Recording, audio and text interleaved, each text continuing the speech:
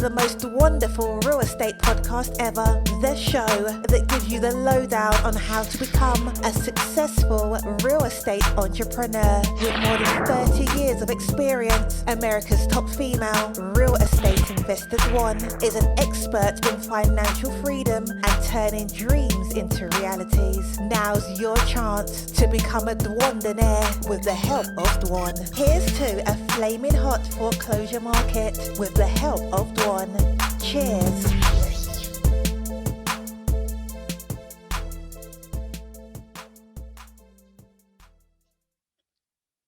Hey everybody, welcome to another exciting episode of the most wonderful real estate podcast ever. And as you know, we are all loving my series Inside the Minds of Today's Millionaires. So today I have someone really, really interesting that we're going to meet, and we're going to talk to her. We're going to kind of get to know what it is that helps her be successful, and we'll just see. And she's got a really great life equity for us, and I never know what those are until the end. So whatever it is, I also am going to do it. So if you are a person and you're like, hey, I'm interested in real estate investing, I don't really know where to start, the most wonderful real estate podcast ever is your place to start. So how did a broke single mom fired from Denny's become a millionaire real estate investor? Well, that's what it's all about. So stay tuned, and we have a great show for you today. And I want to introduce my guest, Miss Moneeka Sawyer. And how are you today? I am so good, and I'm so excited to be here. Thank you, Dwan. I'm so happy to have you on. You are so pretty. Oh, thank you. I feel the same way about you. So pretty. It's like, oh, look how pretty you are. I love it. I love it. And so, as all my Dwanderful family knows, we start off every show with drinks with Dwan. And so we're having tea. Is that right? We are having tea. Yum. Cheers. And cheers to everybody watching and listening. I've got my Make It Happen cup going on. Well, I bought this at the zoo. It's got the elephants and the hippos and the giraffe. It's my biggest teacup I have. It's so good. You know what? My husband and I are planning a trip to Africa. And I have one of those from the zoo, and I'm going to get one from Africa, from a safari or something. That reminded me of that. Yeah, one of my bucket list things is I want my husband and I to go on a safari.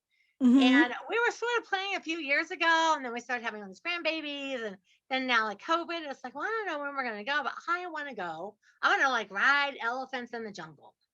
Yeah, I think that's more of an Indian safari.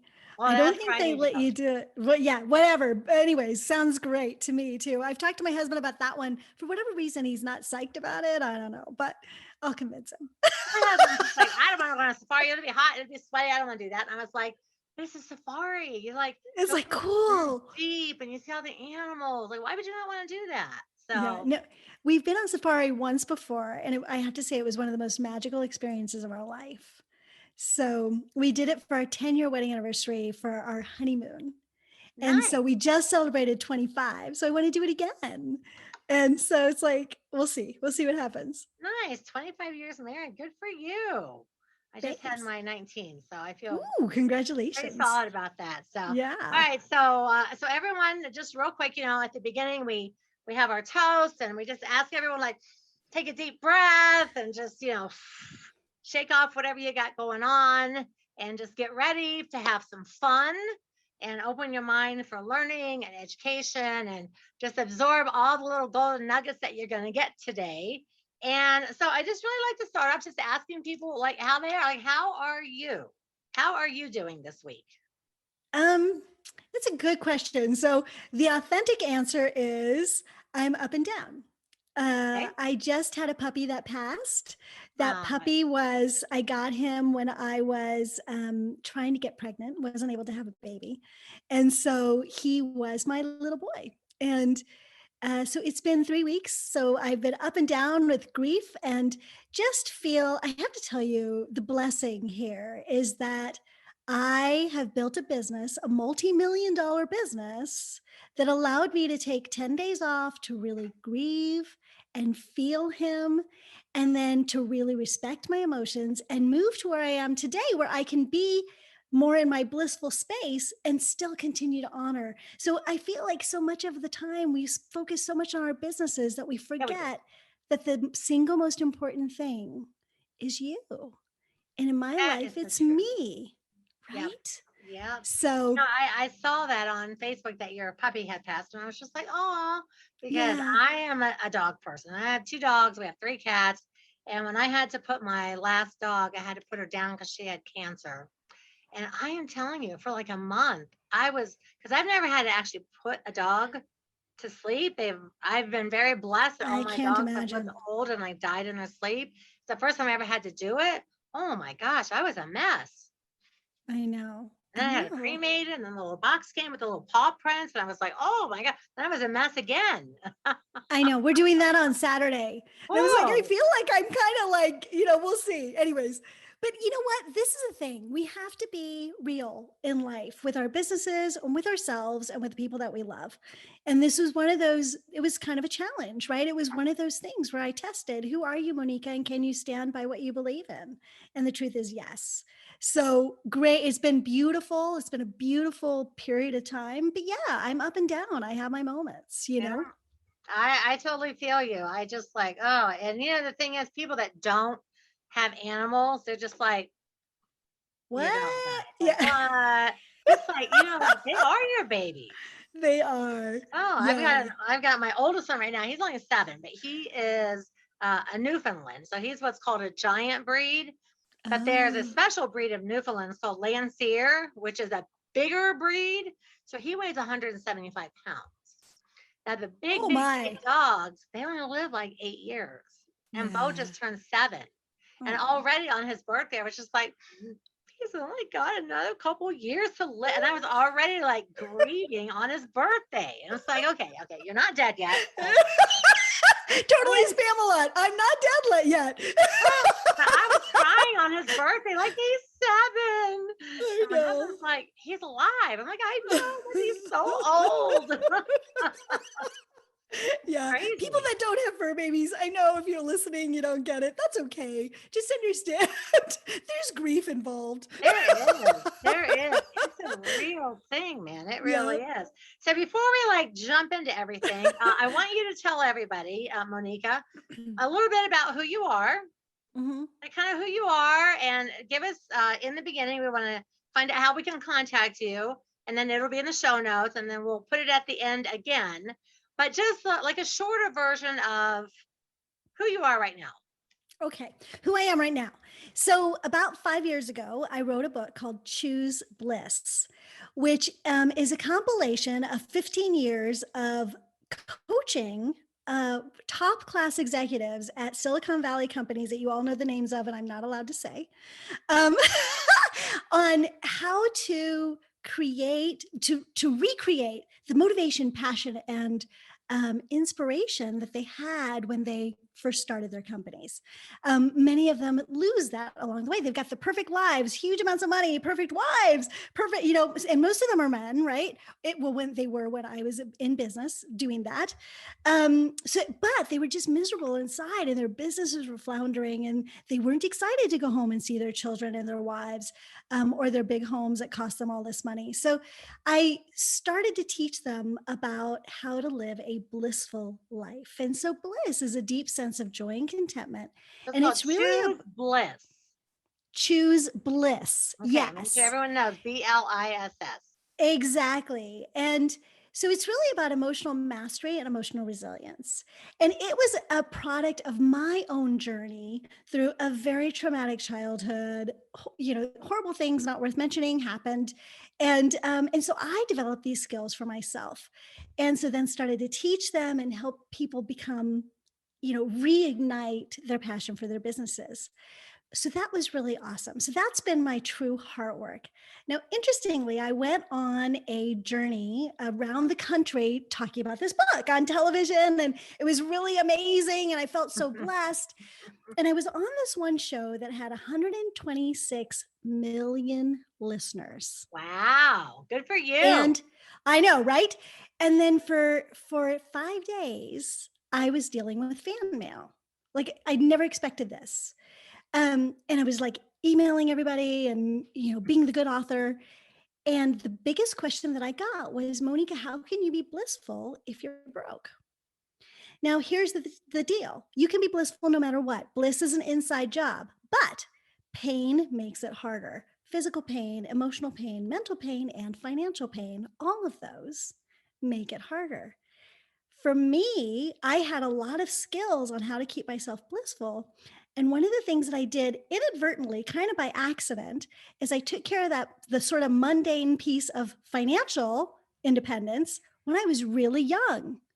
Good. And so I was like, wow, I kind of just got that handled. So how can I help these people? And so that's when I started teaching about what I've done in real estate so that I can live a life of choice, because I'm all about choice. Choose bliss, choose wealth, choose real estate. I'm with you. I'm just like, yeah, choose it. Exactly. So then I started to help people to discover how to choose that freedom in their life through building wealth. So that's where I'm at. I've been in real estate for 30 years as an investor.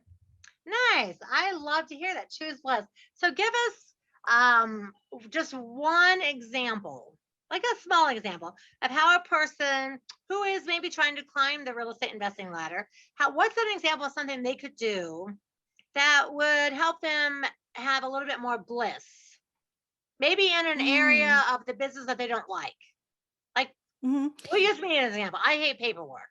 So how could I have a little more bliss over a stack of paperwork? That's a hard question because I hate paperwork too. So there's two things I would say to that. The very first thing is we have to make it a priority. We have to actually make the choice that bliss is a priority for us. We can say, and when we make that choice, we tweak the way we think. So for instance, I hate paperwork too. But when I sit down to do paperwork, I remind myself that I'm choosing to do this. I could outsource this.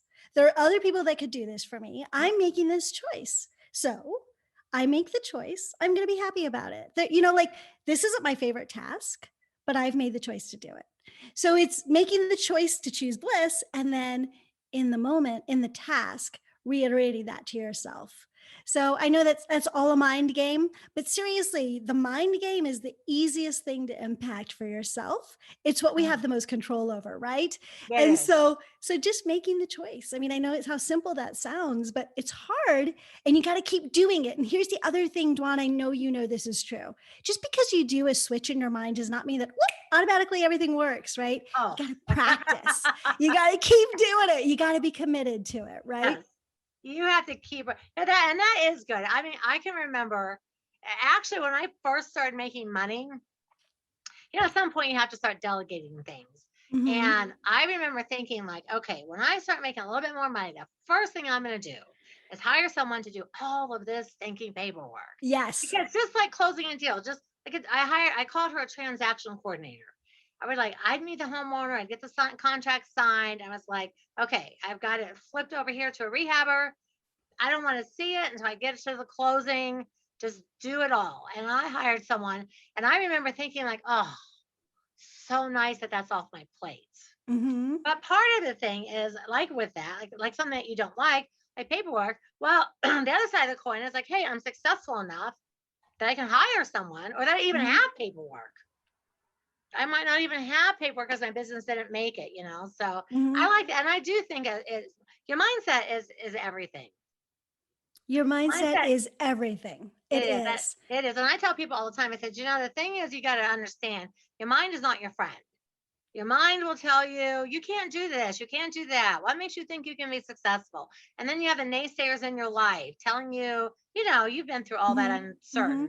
And I think our mind tends to automatically think a negative thought versus automatically thinking a positive thought. I think that's true, but I'd like to do a little paradigm shift here with that, because I think it is natural as human beings, we immediately move to the negative rather than the positive. Yep. But again, it's a training thing. My mind is my best friend. Because I've trained it. Right. Of course. Yes, of course. You can't be as successful as you are unless that's true. But I think like when people hear your mind's not your friend, in a way, it gives us an excuse to not whip it into submission, right? Like we need our minds to be our best friend, and that takes training.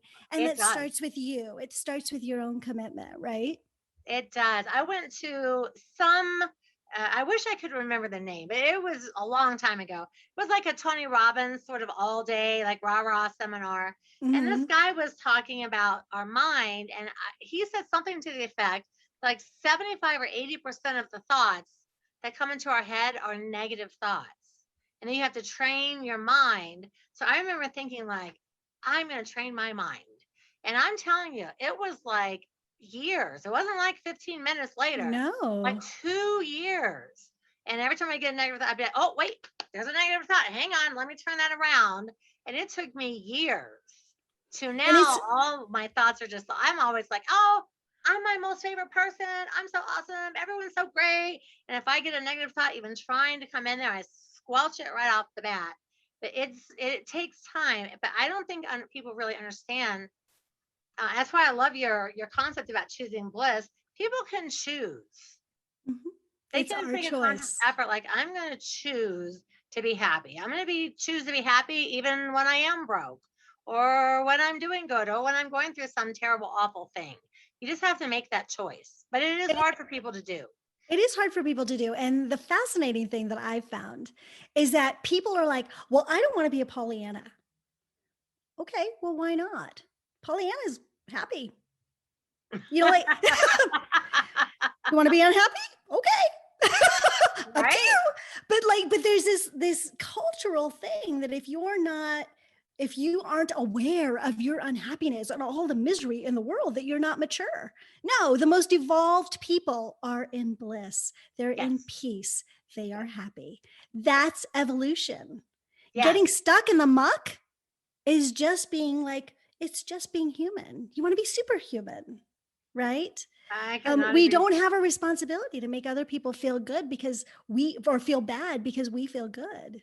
Mhm. You know? I think for, and I don't know, tell me what you think about this.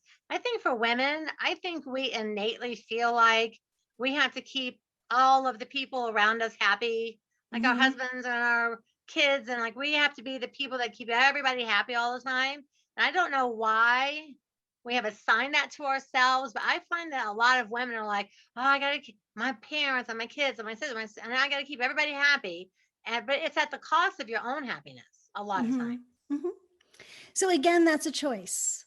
So I have a father-in-law that's in a nursing home. I have a Mhm. dad that's 90, a mom that's 85. I've got a nephew that's very young. There's a lot of people in my world, and I'm the oldest in the family, and I'm Indian, so I'm responsible for everything. Oh. And I realized a long time ago that I could take on that responsibility because that's what the family expects.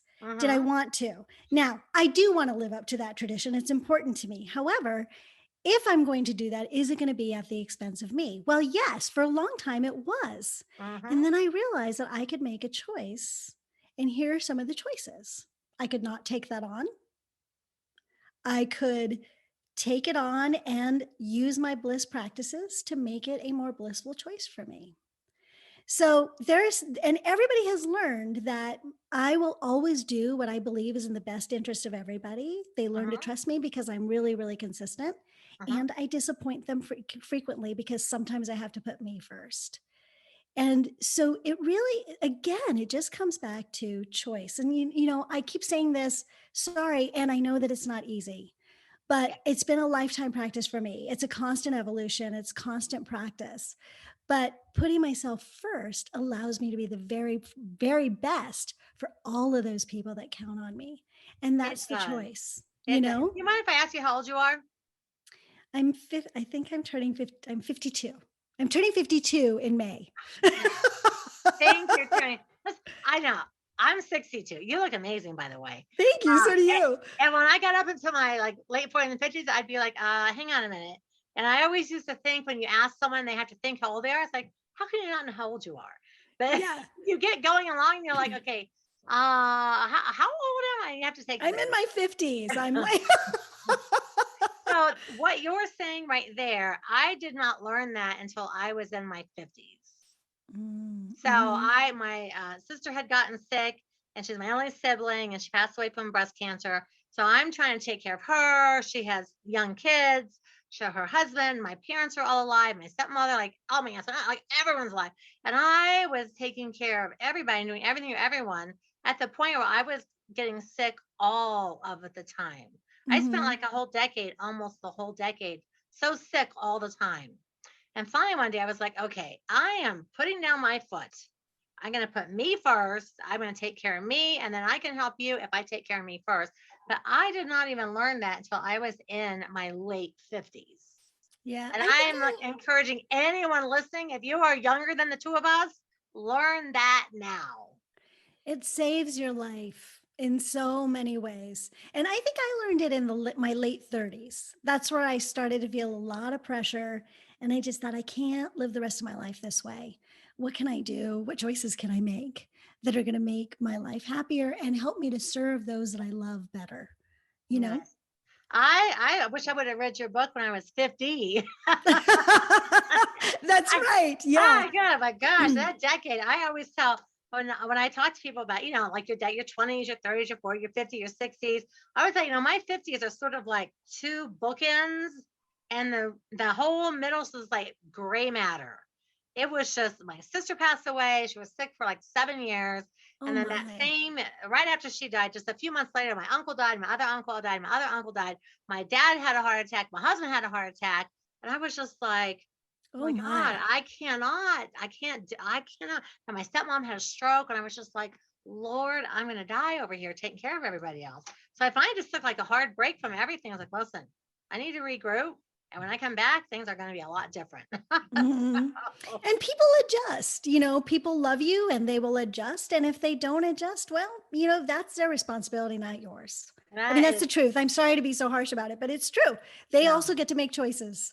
I could not agree with you more. I wish more people would learn to love themselves and put themselves first. Because I honestly feel like part of the problem with people, and so many people have all these crazy diseases and everybody's sick from all these things, and it's all that. And I think a lot of it is because people just don't take care of themselves. They make themselves sick, like what you were talking about. I mean, I did. I can look back and I can distinctly see the time when from like 6 straight years, I was on every kind of antibiotic. I had all kinds of health issues. Something was wrong with me all the time. And I'm like, I'm never sick. Why am I sick all the time? And it was what happened? I let it all just suck the life out of me, basically. Yeah. So, okay. So you are so I love that about you.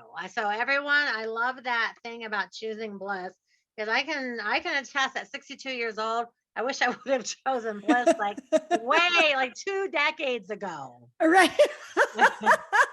Right. Like for real, 2 decades ago, that would have suited me so well. But, I always thought if I said no, I was being selfish or not helping. So I did not possess the ability to say no without being like guilt ridden over it. Yeah. It's so being selfish. This is such an interesting topic. Do you mind if I go off on this? No, I would love I love this one.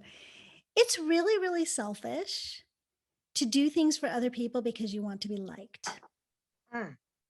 Amen. So if you're out there doing all these things and saying yes, it is selfish. You're doing it because you want to be liked, because you don't want to be judged, because you don't want people looking down their noses at you. Whatever it is that's selfish, because you know what? You're not performing for them. When you take care of yourself and then you can perform at your very best for them, that's giving. So true, girl. I wish I would have heard you 20 years ago. Because you learned that in your 30s. Like, you are way ahead of me on that. It is so true. I tell people all the time, I'm like, there's nothing wrong. You don't have to be liked. And I feel like that's a big problem, is that everybody wants to be liked. Especially like people like you and I. We're podcasting and we're in the public, and we don't want to read a negative comment or a 1-star review, like, oh, I don't like that person. It's like, what do you mean? How do you not like me? Exactly. It happens to me all the time. Need to be liked. And when I first started speaking, decades ago, and people would say something negative, I'd be like, oh my gosh, like I felt like I had to change everything I did to make everybody happy. And I'm telling you, when you can like free yourself of all that, your life is so much better. It's so much better. And the people that should be in your life are in your life then. Not all the people that just want to sap your energy and suck it out of you. And, all of that kind of melts away. And then Yeah. you're able to live with, if you want 200 friends, it's great, but there's a great, have that core, those people Yes. that nurture you and Yes. nourish you and love you for who you are.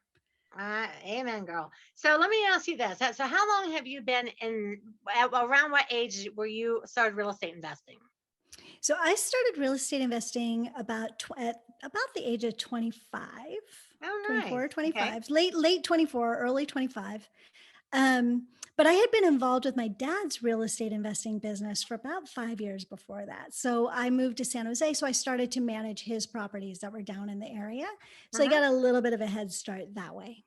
Nice. And you've been doing it for quite a while. So Mhm. I always like to kind of look back and see what people were like before they were real estate investors. So, Mhm. like a Moneeka of maybe like 15 or 16, like right in there, like where was your mind at? What were you doing then? So I had been bullied my whole life. I was a colored person in a not colored area. And so I was very much a people pleaser. So everything I did was to make sure that everybody loved me. And, I had been attacked a few times. I mean, it's really kind of suffered at the hands of bullies in a lot of different ways. And so it was just very, very much about protection, like wanting to survive, wanting to be liked, not wanting to be alone. That's kind of who I was. And that began to change once I left for college and but yeah, before the leaving home thing, that's who I was. As I was a complete people pleaser. Where were you raised? I was actually raised in Napa, California. Oh, nice. Yeah, back when the only people that were colored were the ag workers, the Oh, workers in so because you're agriculture. Indian, right? I'm Indian, So and they because you all were thought Indian, you were bullied? totally, I find because that. people didn't know what Indian was. They all thought I was Mexican and that I was illegal, Oh, and it just so much ugliness. It was weird.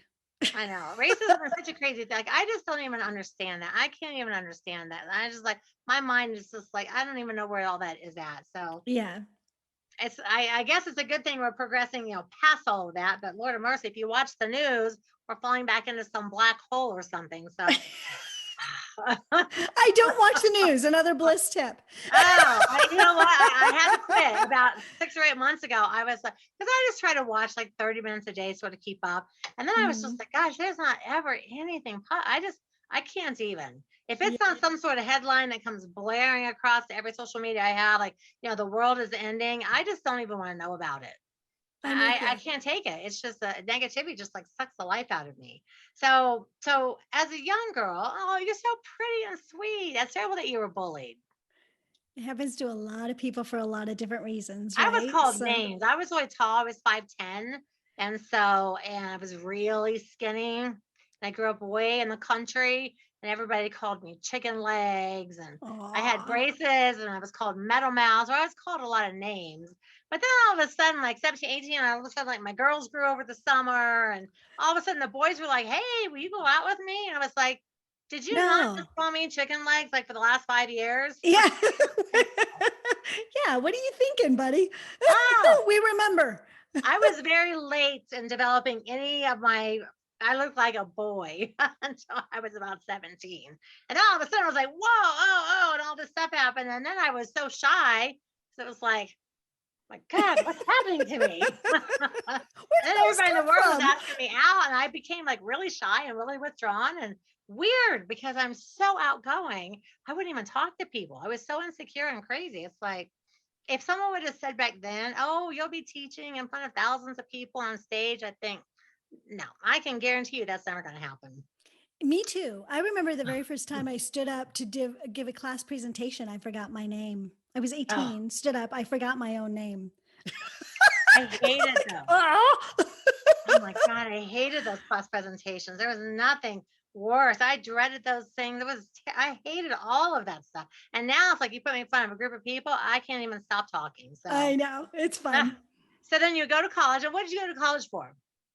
I went to college for business. Okay, good. I went to UC Berkeley. And so I went from like complete white town to like huge diversity. Oh, yeah. And because of that, my whole world like opened up. So that was really amazing and phenomenal and a huge growth experience for me. That had to have been wonderful. Oh, so good. So then you're kind of going along, you're in business, you start working for your dad, you're like, hey, I'm going to become a real estate investor. No, I didn't do that. You want to hear the story? This is so I would fun. definitely want to hear the story. Yeah. So dad got into real estate. So he came as an immigrant with $200 in his pocket with a brand new bride. It was an arranged marriage. Okay. And they had heard that the golden ticket to wealth in the United States was to buy real estate.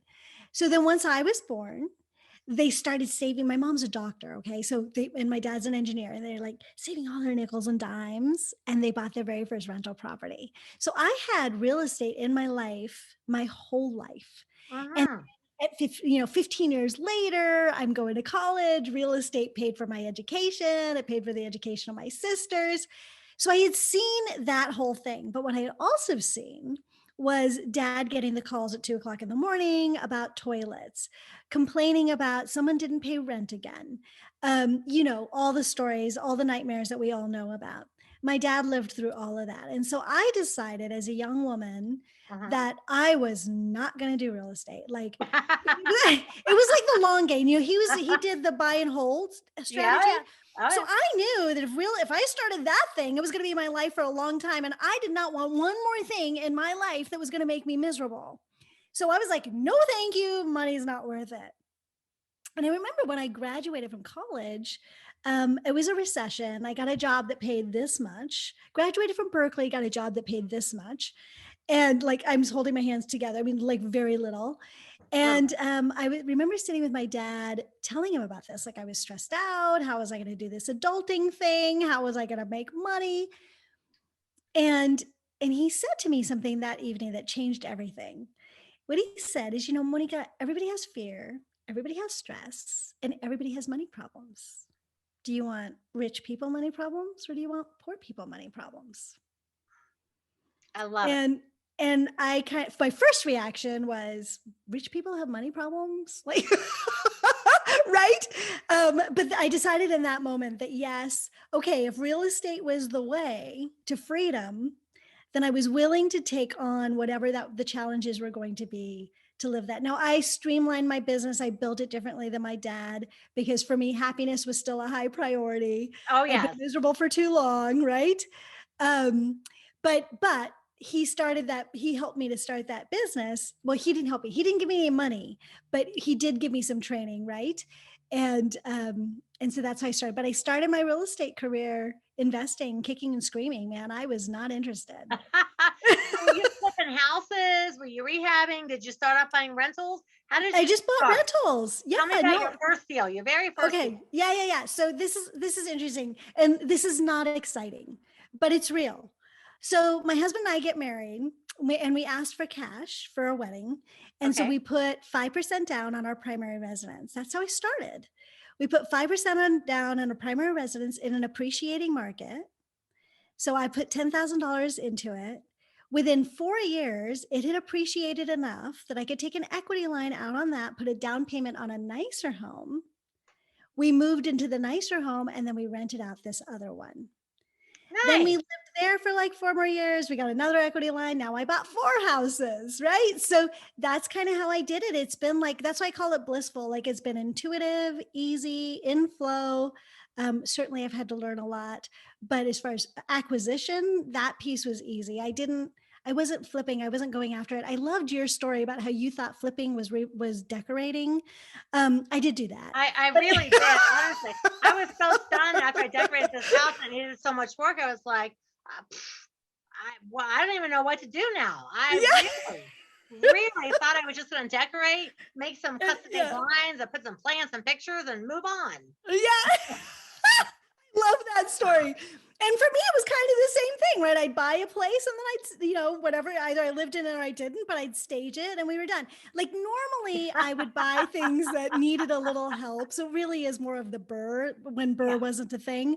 So I'd buy something that was distressed. I like to buy neighborhoods where I can really uplift. That's sort of part of my bliss thing. Yes. So I'll buy something that needs a little bit of help, fix it up, paint it, put, stage it, put in pretty flowers, and then put happy people into it. So yeah. So you like being a landlord now? I love it. I've got amazing tenants. I love being a landlord. So do you ever do anything? Do you do single family homes? Is that what you specialize in? I do. Single family homes and like that. Did you have like a favorite story or a favorite tenant or someone that made you like, I don't know, just made you like really appreciate what you do? Like, like I've had a couple women rent from me and I was just like, wow, I'm so happy they're renting from me because they need like someone to watch over them. Yeah. That's a good question. I had a tenant who was actually a close friend of mine. And normally you don't do business with friends. So anybody who's listening to this is a bad idea. But I did it, but don't do it. Don't do that. Do as I say, not as I do. I'm with you. But I had one of the things that I was really good at by then is communication. That's another one of my bliss strategies is I'm all about the communication, being authentic and being honest. And I attract people like that to me, thank goodness. Yes. But this tenant was really fun because he moved into my house. He took full responsibility for the house. So he really taught me like all of the strategies that I had been working towards. He taught me what was possible and how to make it even better. So he did things like every year he would give me a raise. I never raised rent. Anytime there was a problem, he would fix it, send me the bill and take it out of rent. And I would get a text. I checked out 3 different people. These are the quotes that I got. I thought they would do the best job. Here are pictures. And he was like, oh my gosh, like this is possible. Like it's what I had been aspiring to, but I hadn't achieved it until him. And to really get that that's what's possible completely changed my business around. Like now everybody's like that, but it started with him, it was just amazing. Like, could you imagine your tenant's like, okay, I raised my rent $150 every month. It's going to start October 1st, every September. Like, could you imagine? No. Right? I never had a tenant do that. Yeah, no. So that's kind of my thing. And he started that, I know it's funny how a tenant can change your life, Yeah, absolutely. They can. I've had a few that really changed my life and the way I view things and stuff. So if somebody was listening and they're like, hey, Dwan's been a landlord, Moneeka's a landlord. What are like 3 tips that you could give somebody brand new, not having the background that you had, and to help them just be a better, like, because I know don't you know people that buy rentals and then they hate getting the phone calls and they get tired and they sell all their rentals. I hate being a landlord. And I always figure it's not that they hate being a landlord, they just didn't educate themselves enough to be a good landlord and to enjoy it. I know many. I personally, my first round of rentals after like 5 years, I was like, I hate this. I sold them all. And then later I went to a class and learned about, and I was speaking and I met someone and I learned more about being a landlord. After I read this person's program and I started really studying, I thought, oh, I didn't hate being a landlord. I sucked at my tenants and picking people out. Then people text me at all hours of the night. That's right. I was not a good landlord. So, and I think, and you pegged it. Your tenants are the single most important factor in whether your business is going to be blissful or not. So I think of them, I treasure them. I think of them as my business partners. I think of them as my bliss factor. When I'm picking them out, I vet to like crazy. I vet out my people. And I have to be patient because the first people that apply are not going to be the perfect people. And this is the hardest thing that I see with new landlords. They get so freaked out that they're paying their rent, they're paying their mortgage. I've got to get somebody in there. And they just put somebody in there that vets out, but maybe they don't have a good feeling about, or they couldn't get a hold of their of their past landlord, or they couldn't get a hold of their employer, or, whatever. They kind of had a bankruptcy, but there was a good reason for that, right? Like, you have to get good tenants, because good tenants will stay a long time and they will make your life really, really easy. And the question that I used to get is, if I lose 3 months rent, how long is it going to take me to recover that 3 months rent? I might as well just rent it. And then if they leave, well, yeah. And if they leave and they weren't good tenants, they're going to damage the house. Then you have to do all that fix up. So how much are you going to lose it on the front end or the back end? And how much fun are you going to have? If you lose it on the back end, you probably have been miserable for the last 3 years while they were there. Yeah. Right. So, it's not a money machine. It's a business. And you got to treat people with respect. Yes. And treat your tenants like they're taking care of your house, man. You get rich because of them. That's right. Treat them with that respect. So would that be like tip 1, treat your tenants with respect? Mm-hmm. I really like that, because when I first did my first couple of rentals, I just rented to the first person that came along. And I remember just the day thinking like, okay, I got to get rid of these rentals. I hate this. I don't know what I'm doing. Mm-hmm. I hate doing this. And now I'm just like, oh my gosh, I love everybody. Mm-hmm. I know. I'm the same way. I had that exact same experience, by the way. I mean, I learned this because I did the same things, right? So we all do it. So if you're a beginner, again, listen to what we're saying. Like, you can save yourself so much trouble by just vetting your tenants. Solid tips, like because vetting. So how would a person vet? Because nowadays with vetting people, you have to be so careful about the questions you ask, and you don't want to be deemed racist, and you could ask questions that you're not even meaning to say, and then next thing you know, like, you're in some sort of trouble. And I feel like people are sometimes afraid. Yes, and rightfully so, especially in certain states and markets. Yes. But here are some things that I do, sort of my secret sauce on vetting. So the first tip is treat your tenants with respect, but you have to get respectable tenants too. So you need to vet them.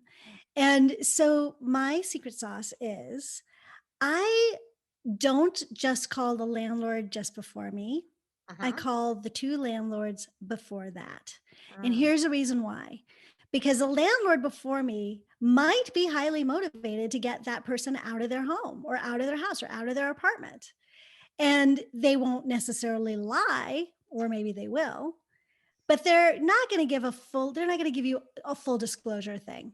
Yep. But you go to the landlord that was 3 years ago, and I hope that they remember them, and I hope that they remember them fondly. Yeah. Right. Because sometimes they won't even remember them. And that also says, oh yeah, okay, maybe, whatever. But if they say, oh, that person never paid rent, I was so glad to get rid of them.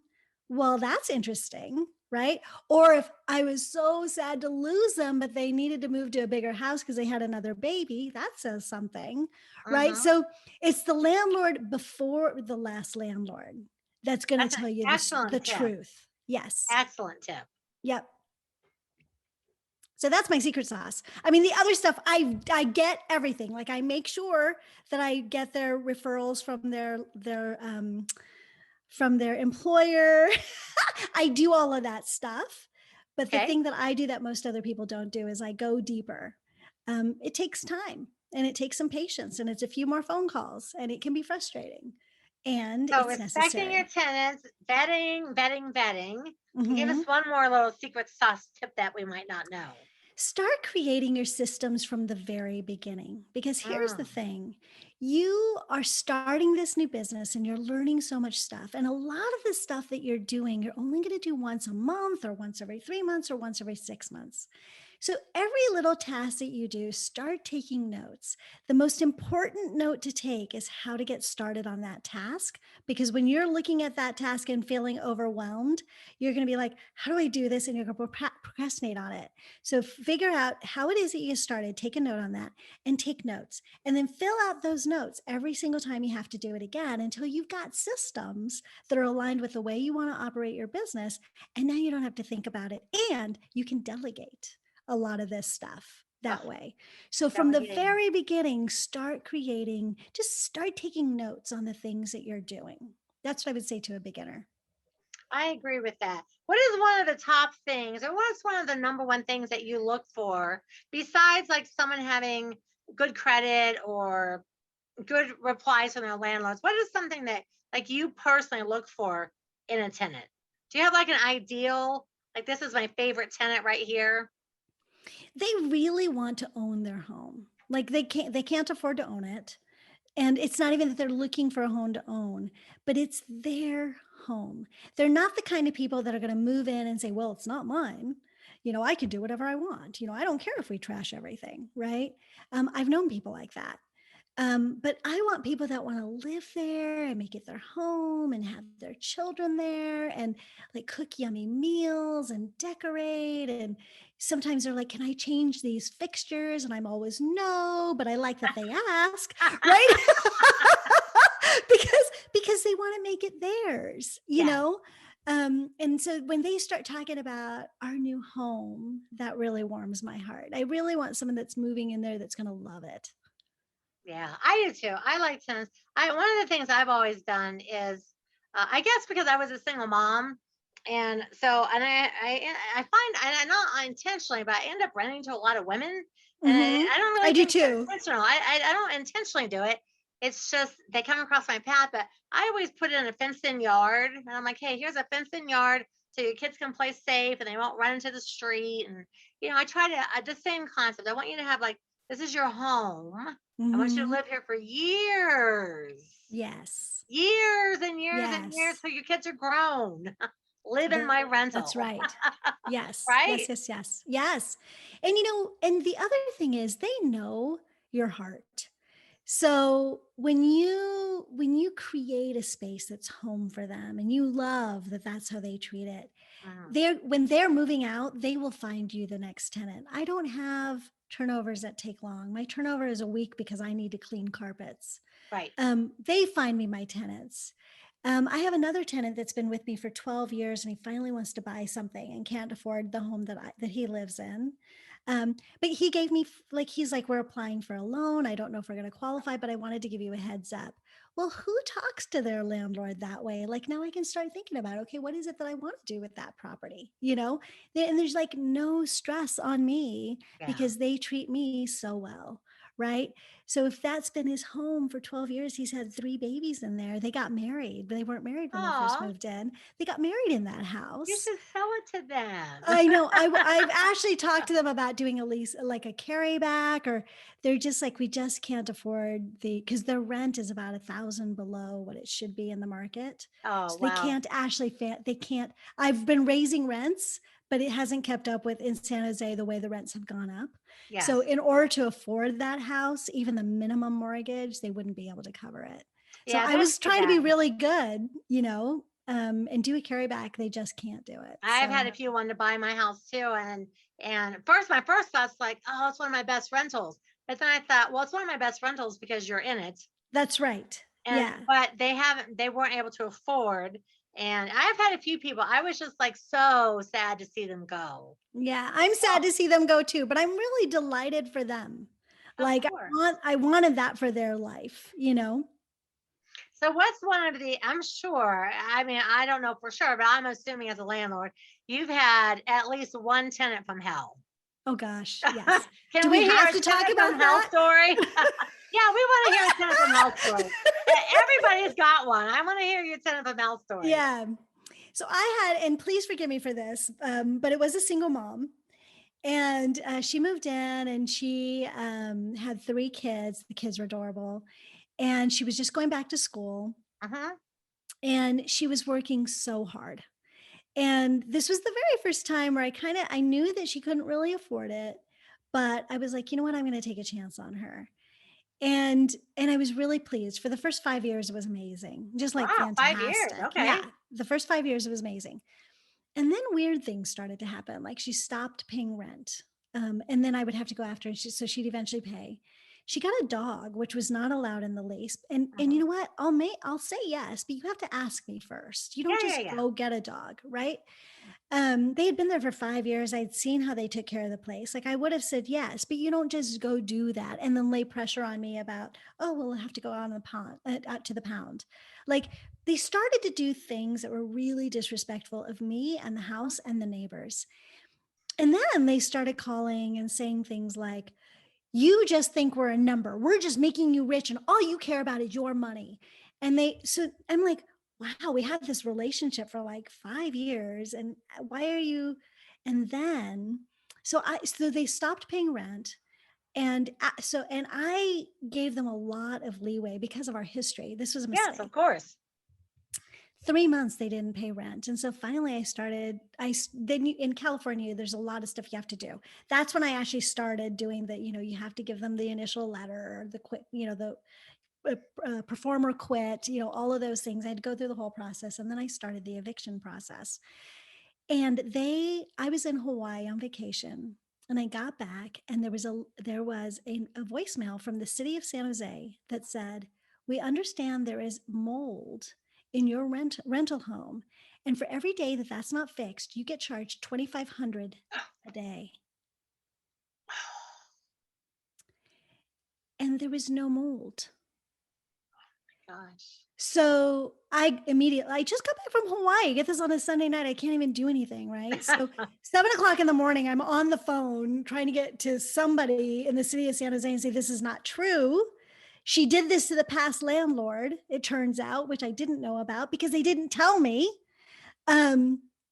But anyway, so I'm like, this is not true. Please come meet me at the property. So that afternoon, or actually it was Tuesday. So Monday I called. Tuesday, one of the people, the surveyors came out and met me at the property. And the house is stunning, like beautifully painted, hardwood floors. It's a beautiful home. Right. And they're like, oh my gosh, like I didn't even realize. So she just leaves. She's like, whatever, there's no mold here. Well, then this woman reports it. I don't know who she reported it to. And because it was reported, they had to get a remediation team in to see if there was mold. So the team comes in, she's got 3 kids. So what do you think they found? Mold, of course, because kids track in mold in their tennis shoes, right? This happens. But this is not unhealthy. Like this happens in every single house. Well, of course the remediation team found mold. So we had to spend $20,000 on remediation. Oh. And so finally we get her evicted. We've spent $20,000 on remediation. Then I got it rented out to my favorite tenant that I was telling you about. Nice. And the property went up $300,000 in the next 3 years. So it was fine. But like, I've just never been treated that disrespectfully when I've been so kind to people. You know what I mean? Yeah. So. Sadly, sometimes, the way we treat people, we expect them to treat us back. Mm-hmm. And for the most part, they do, but they just don't always, we all have challenges. So, well, that's a lot, dude. Like ratting you out for mold and then $20,000 in mold remediation after all that, stuff like that. Yeah, for nothing. There was not and the remediation company was so funny. They're like, we are so sorry. We're so sorry.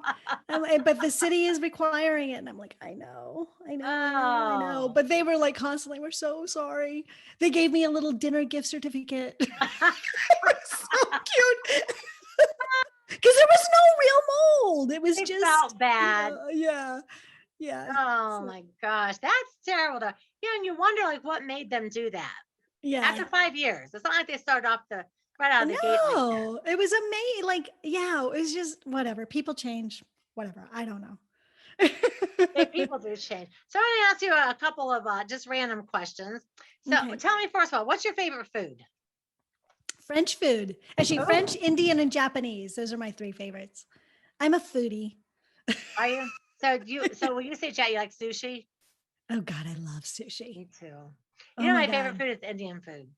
Is it? Oh my God. We eat Indian food all the time. Oh, good. Yes. The thing is I'm so spoiled because I get so much of it. So it's probably my favorite, but I just get it all the time. So yeah. Every city. And the thing I love about Indian food, is like no matter what city you go to, if you go to an Indian food restaurant and you order like, chicken tikka masala, it's the same. It's It's like you know consistent. what you're It's good. getting. It's Yeah. it's consistent and you can eat it all. I've eaten it all over the world, other countries all over the world. And whenever Yes. I'm just like, hey, what do you want to eat? Our very first choice is actually Indian food. So That's awesome. I am currently on some weird shrimp korma with lamb samosa kick. And everywhere I go, I'm Ooh. just eating and eating and eating. It's like, I don't know what happened. I used to not like lamb, and now I'm on some kick, and I just like I can't get enough of it. Yeah. I just had lamb last night, Indian lamb last night. It was Oh so gosh, good. it's Just so so good. good. Yeah. It is so good. Yeah. So who is but French food would be your top? I like French food too. My husband and I actually moved to France and lived in Lyon for a year and a half so we could eat. Oh, did you really? Wow. Oh my We gosh. did. I would have gained 500 pounds if I lived in France for a Well, year. you walk everywhere, right? So we didn't True. gain a pound, but oh my gosh, we just ate. It was unbelievable. What a great thing that you guys did that. You moved for a year. I could do that. I could move someplace for a year and eat all of it, whatever the Yeah. food. Yeah. Um, Yep. what's your favorite band? Like, what's your favorite band of all time? Oh, that's a All hard time. one. I don't know. I can't answer that one. No. Sorry. What kind of music do you like? I'm still like pop 80s woman. Girl, there's Like nothing top wrong 40. with that. I still like top 40 too. Yeah. I listened to that when I was a kid and when my daughter was growing up. She was all top 40. Now I have grandkids. And my husband's always like, how do you know every song? I'm like, hello, it's top 40. It's top 40. How do you Yeah, not exactly. know it? Because my Yeah. husband is stuck like every day in our house. There's 70s music. It's like, oh my gosh, we heard 70s music for a decade in the 70s. And now for Right. 20 years of being married, you We're play over 70s it. every day. Could we listen to anything else? I mean, seriously, it is sometimes it's just like, oh my God, for the love of God, please change the channel. Yeah. So my Oh, husband and I were both teenagers in the 80s. So I was top 40, he was classic rock. We can't actually listen to music together, but the oh, music that we listen to is like Frank Sinatra. So it's sort of old big band. yeah. We I used love to that take too, though. we used to take dance lessons and stuff together. So if I would say like the thing that I seek out is probably like big band, like a lot of Frank stuff, Yeah. My husband's a big the whole Rat Pack era. He loved Yes. all the music. I mean, everything really was though. Like Dean Martin, that whole thing. That was like such a seemed like a suave and sophisticated It did. era. Yeah. Yep. It just, Yep. yeah, no, I loved the 80s. In the 80s, I was all disco. I loved Bee Gees, anything that you could dance to it. That was my jam right then and there. Yeah. Yep. And so you've traveled a lot. Mm-hmm. So where is a place that you went where like it just like how sometimes something just strikes you and you just looked around and you're like, wow, I can't believe I'm standing here. Like where's a place that you went to that like really moved you and kind of gave you that life altering, like, wow, I can't believe I'm in this place. Do you have a place like that? I do. And it was a big surprise. So I've been to about 60 countries. So every country you have that moment. Yes. But I remember the biggest surprise. I was in Israel and the walled city. Please forgive me. I can't believe I'm completely In Jerusalem? spacing. Jerusalem. Thank you. And we went to the Church of the Holy Sepulchre. Ooh. I'm not Christian. And I have had issues with, my childhood, people trying to convert me and disrespecting my religion. So I actually had some issues. But I walked into this church and I can't describe the feeling. It was like you were in the home of God. Like I could feel it everywhere. So spiritual. Wow. And it didn't feel Christian. It felt so, not that Christians aren't spiritual. Please forgive me if anybody takes offense. No. But we're for good. me, I had my history, and so to have that experience completely transformed the way that I saw religion and spirituality. But I left there, we had this picture of the light coming in through one of the windows and landing on one of the altars. And it was as if it was like a message from God. I still have that picture and I still look and I still remember that feeling of like, wow, God is here. Wow. It was unbelievable. Gosh, that gives me goosebumps. Yeah, it does every single time I think about it. Wow, what a great experience that is. Yeah, I it's love to amazing. hear stuff like that. So we are sort of coming towards the end of our time. And as everyone that listens to Dwanderful knows, we always give a life equity assignment at the end of every show. And so I kind of, I guess in my very first book, I wrote about, I don't know where I even came up with it, the 5 equities of life. So I think if you kind of make a pie chart, you sort of divide it out, like these are the things that are the sum of who we are. And so Mhm. I divide them into 5 categories of spiritual, financial, physical, mental, and family. And I feel like everything kind of falls under that. Okay. And so I really like our guests to honor us with a life equity and an assignment. And the Dwanderful family knows that I ask them only to do the assignment for a week. And if they like it, they can keep it. And if they don't like it, they can say, hey, I tried that for a week. That was fun, but it's not for No me. thanks. Yeah. Okay. So, So what is our equity and what's our assignment? so this is an equity that will work for you in all of those life equities. It's called creating a bliss moment. And so you can use this in all of those 5 different areas, which is why I love it so much. So let's talk about creating a bliss moment. So Okay. let's say something happens, you don't want to work out, or you get pissed off at someone in the gym, or someone cuts you off in traffic while you're riding to work, or a tenant calls with yet another problem, right? So these things happen in our lives, right? And what happens is there's a circumstance, and then there's a story that happens in our head. I can't believe that person cut me off. Really? This tenant is calling again, right? Whatever the story is, it's in our head. We make that up. The circumstance does not make that up. We made that up. So this is how you create a bliss moment. When Okay. you realize that you have a stressful situation, you notice that there's a story that started in your mind, and you stop that. You have to interrupt it. That's the stop. So what I do is I'll say, Moneeka, stop. And then you drop that attention from your mind down into your heart. So now you're out of your head and you're in your body. You take a few deep breaths, push that final one down into the ground through your feet. So you're grounded. So you've stopped, dropped, and breathed. And now anything that you look at, anything that you're approaching, any challenging that you're facing, you can approach it from this place of being in your heart rather than being in the story. Oh, wow. That I think is the most meaningful life equity. And that makes you feel like weepy almost. That's the most meaningful life equity anyone's ever assigned to us. Yeah, I love it. And I will tell you that the first couple of times it won't work because it's hard. I mean, it sounds really easy, right? But when you're in that moment, have you guys noticed this? Like, you want to be angry. You have a right to be angry, right? So give yourself that. You can, yes, but do you want to feel that way? Do you want to solve your problem from that place? So it takes a little bit of like, okay, I'm going to do this, and then you do it, right?